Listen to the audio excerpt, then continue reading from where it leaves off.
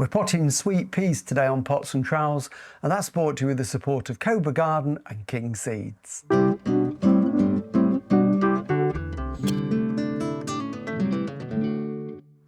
Hello and welcome to Pots and Trowels. Well, today I'm going to be sowing these sweet pea seedlings, and these were sown as seed back in the autumn. And if you want to see that video, it is available along with all our other videos on YouTube, where of course you can subscribe for free. And the reason I want to pot them now is as the days get longer in the next few weeks, then they'll want to start growing. But we can't plant these out in the garden until well into spring. So they're going to get leggy. So what I'm going to do, we've got 5 seedlings in this pot. I want to pot these individually into their own pot, give them a little bit of support, and then by spring they will have made really strong bushy plants that will get away quickly when we plant them out. So perfectly fine to do it this time of the year. I'm doing it in the greenhouse. Sweet peas are hardy anyway. Lots of people overwinter them in a cold frame. King Seeds themselves sow them outside in their field in October, so they have to stand the rain, the wet and the frost. So in the greenhouse here, they're going to think it's wonderful under on holiday. So what I've got to do very carefully, I'm going to take the label out, is just knock these out of the pot like that, and then just carefully just crumble this compost away like that, so that we get our individual sweet pea plants there like that. Just tease the roots gently. We don't want to damage anything, and as we can see there, they've all got nice individual strong root systems. And I'm going to pot them individually into these 3.5 inch or 9 centimetre pots in some fresh compost, and that will then keep them going right the way through. And it's really, really simple to do. I'm not going to fill the pot to start with. It's much easier to pot them like that. So we've got our really lovely root system there. I'm going to put just a little bit of compost in the base, and then we can lower the root and hold it roughly the level we want this to be, and then just filter some compost. I'm just giving it a tiny little shake, not too hard though, we don't want to damage those roots.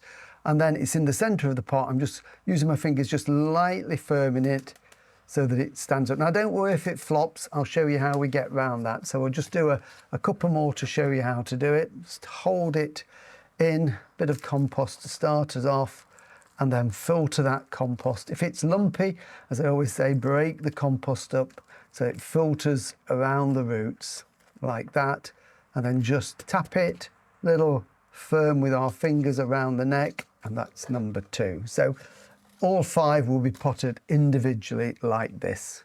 So they're all potted individually now, and they're going to make really strong plants. So a couple of things to do with them is, at the moment we've just got this single stem, and ideally we want a multi-stemmed plant which will give us more growth and more flowers.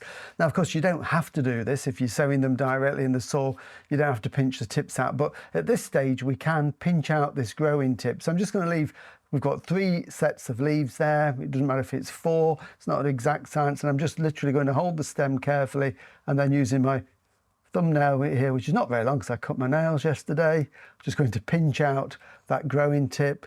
Same there, we can pinch that one out like that.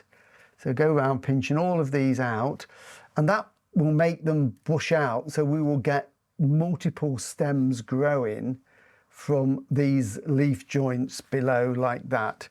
And then finally, because these are going to flop over a bit, and as they make new growth, I've just cut a few twiggy stems out of the garden.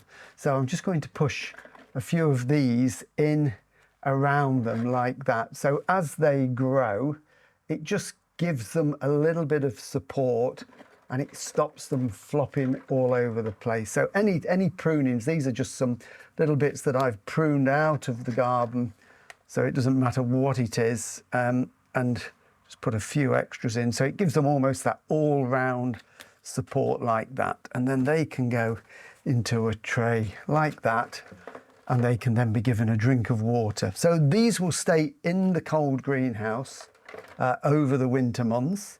I'm going to keep them just moist, so they're only going to be watered as and when they dry out, and they won't do much for the next few weeks, but as soon as we start to get those slightly longer days and that little bit of sort of winter sunshine in January and February, they will then start to make growth. And as I say, we'll get some really strong plants then to plant out end of March, April time into the garden, so we get some amazing flowers. Now, of course, these were sown back in the autumn. There's still lots and lots of time to sow sweet pea. So if you haven't sown them, then obviously there's still plenty of time there. They can be sown pretty much right the way through now until April, either in the individual pots, multiple seeds like I did, or the other way that you can sow them is in plug trays like this, so you've got individual plants in each plug tray. So, you know, you can still get them. Kings have got a fantastic range, so worth having a look on their website to see what they've got.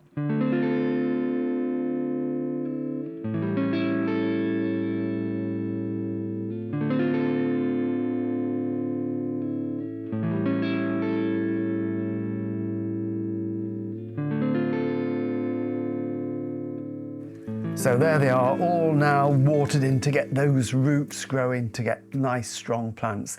We'll be back again with you next week. We're going to be answering some of your gardening questions, so please either send us a message or an email on info@potsandtrowels.com, and we'll see you then. Bye.